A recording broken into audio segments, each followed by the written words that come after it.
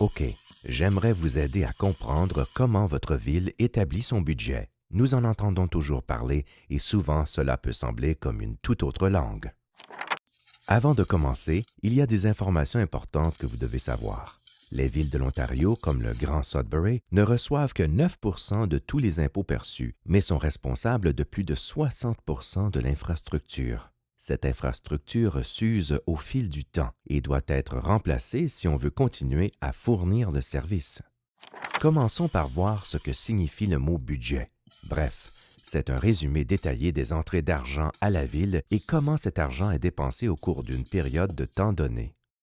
Il est très important de noter que la législation du gouvernement de l'Ontario stipule que les rentrées d'argent sont égales aux dépenses, également connues sous le nom des recettes égales aux dépenses, ou avoir un budget équilibré.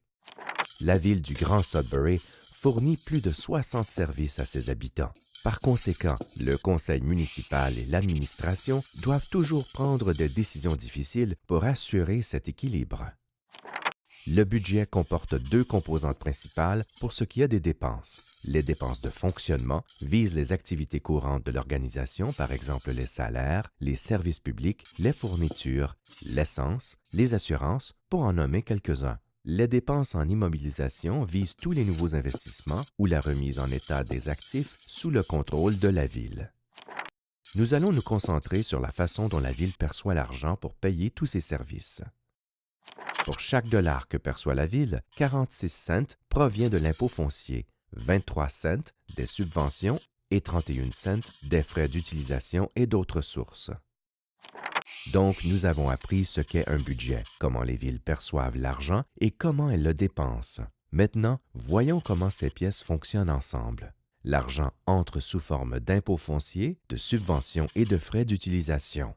L'argent recueilli est nécessaire pour le budget de fonctionnement et d'immobilisation. Nous avons déjà parlé du budget de fonctionnement, y compris les coûts quotidiens, mais il comprend également des fonds pour le financement des budgets d'immobilisation. Le budget d'immobilisation finance les investissements dans l'infrastructure de notre ville, les actifs et les équipements qui devraient durer pendant de nombreuses années avec un entretien annuel adéquat. Nous finançons les éléments du budget d'immobilisation avec une combinaison de trois sources de financement. Un montant alloué à partir du budget de fonctionnement annuel, un fonds de réserve mis de côté lors d'exercices antérieurs spécifiquement pour les dépenses en immobilisation, et la dette qui sera remboursée par l'impôt foncier annuel des exercices ultérieurs. Donc, récapitulons. 1. Un budget est un plan de recettes et de dépenses.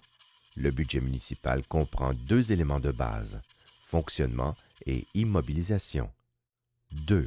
Le budget de fonctionnement, c'est comme payer vos factures de services résidentiels comme l'électricité, etc.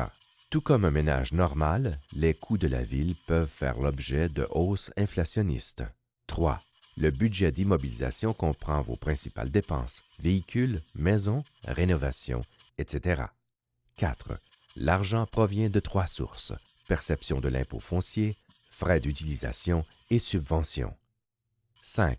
Les rentrées d'argent sont utilisées pour fournir plus de 60 services aux habitants de la ville. 6. Le conseil municipal, avec la contribution de l'administration et du public, décide de la meilleure façon d'équilibrer le budget de la ville, guidé par la législation provinciale. Et voilà comment votre ville établit son budget.